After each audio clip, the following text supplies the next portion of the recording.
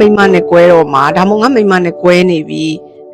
ဒါမှငါမိမနဲ့ငါကကွာရှင်းတော့မှာအိမ်အောင်ရေးအဆင်မပြေဘူးအဲ့လိုမျိုးကနေ intro ဝင်တာတကယ်တော့အိမ်မှာအဆင်ပြေတယ်မိမကလေထမင်းပွဲရှေ့ရောက်လက်ဆေးပကံကအစအစင်သင်းအဲ့လိုမင်္ဂလာပါရှင်ဗီဒီယိုလေးတွေကိုအစင်မပြတ်တင်ပေးသွားမှာမို့ရွေးရှင်မြန်မာ YouTube channel လေးကို subscribe လုပ်ပေးသွားပါအောင်ရှင်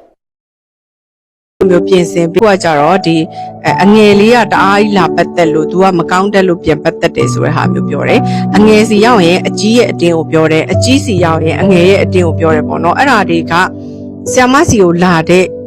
ဖောက်ပြန်တဲ့အတွဲ10တွဲဆို10တွဲလုံးကဖောက်ပြန်တဲ့ယောက်ျားတိုင်းကအဲ့စကားတွေကြီးပဲပြောတာပေါ့နော်အငယ်ဘက်ကိုရောအကြီးဘက်ကိုရောပေါ့နော်အဲ့တော့ဆ iam မကပြောချင်တာအခုလက်ရှိပေါ့နော်အငယ်လေးပေါ့မတော်တဆ